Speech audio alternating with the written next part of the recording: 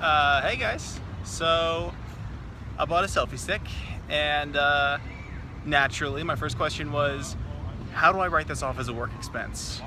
So my idea was make a little video series, which I am thinking of calling Selfie-Explanatory, but I am not 100% on that, so don't quote me yet.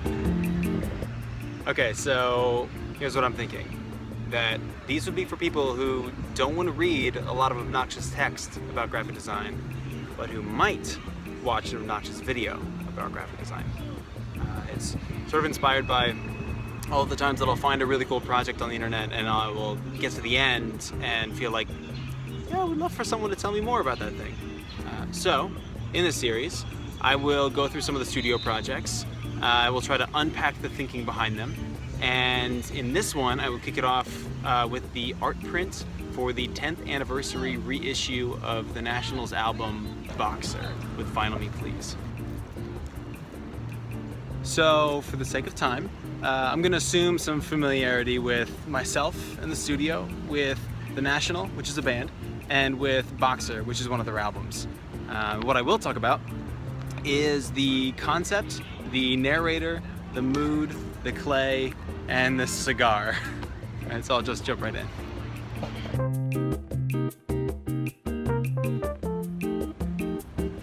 Okay, so I don't think I'm gonna blow anybody's mind by saying that the National is a lot about social anxieties.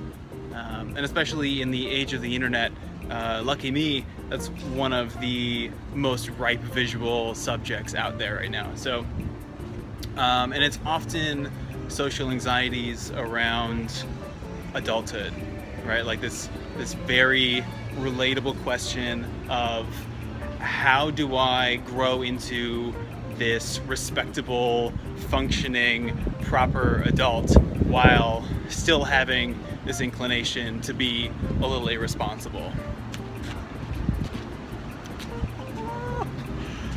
I kinda half planned that.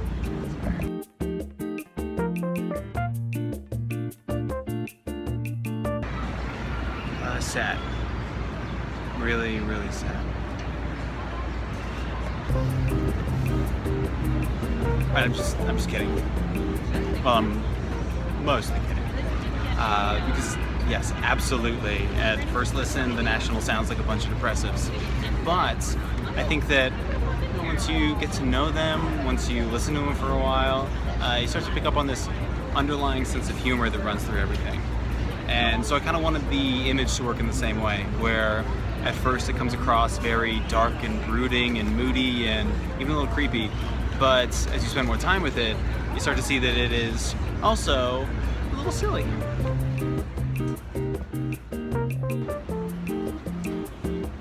So as I was shuffling through ideas, I kept coming back to this image of the narrator.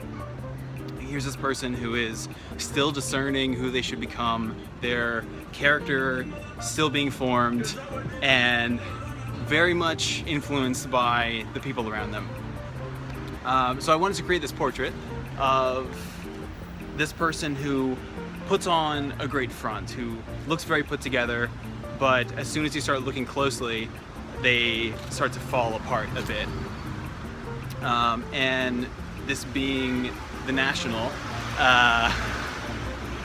it's important to note that there had to be a suit and a drink. So the clay actually checked a few boxes for me, where first, and maybe most obvious, provided a very clear illustration of a very malleable character. I had actually tried a few options with a clear handprint and press up on the front, but decided against it because, well, first, I guess the image was already writing this fine line between poignant and cliched. I didn't want to push it. And then I was working really hard to make sure that nothing read like a facial feature, which was surprisingly difficult. Because as soon as you had any shadow or indent around the eyes, then your brain just immediately reads eye. So there's that. And then second, I felt like obscuring the face allowed for a more relatable image, where the viewer could more readily see themselves as that character.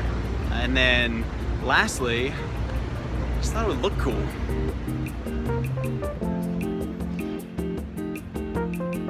Okay, so this is actually a bit of an Easter egg in my mind, where it's kind of hard to tell, but that cigar is actually chocolate. And that is not blood dripping down the hand, that is milk chocolate. That is a cigar for children. So this was sort of a nice way to nod to that thing that was serious at first, but then turned silly. And it also helped to paint a portrait of this character as someone who was trying to present themselves as an adult, but was actually pretty childish. And now for a segment I like to call a few behind the scenes photos I definitely didn't almost forget about. So in order to be able to take the clay on and off of my face, I made this metal mesh mask that I matted the clay on top of. And it was so front heavy that in order to get it not to fall off, I had to tie a string to the top of it and lever it behind my right ear. And for all of you dying to know how we melted the cigar between takes, here you go. It's a very sophisticated process. Seriously, thank you for watching this whole thing. But before we part, I would love to give a quick shout out to Stauffer, photo extraordinaire, beautiful human. I will put his information somewhere around here. I'm sure it'll be right here. You should check him out if you're interested. And of course, Vinyl Me Please and the National guys. So yeah, with that, we are all done here. So you're free. Go back to the rest of the internet. And I'll go back to whatever it was I was doing.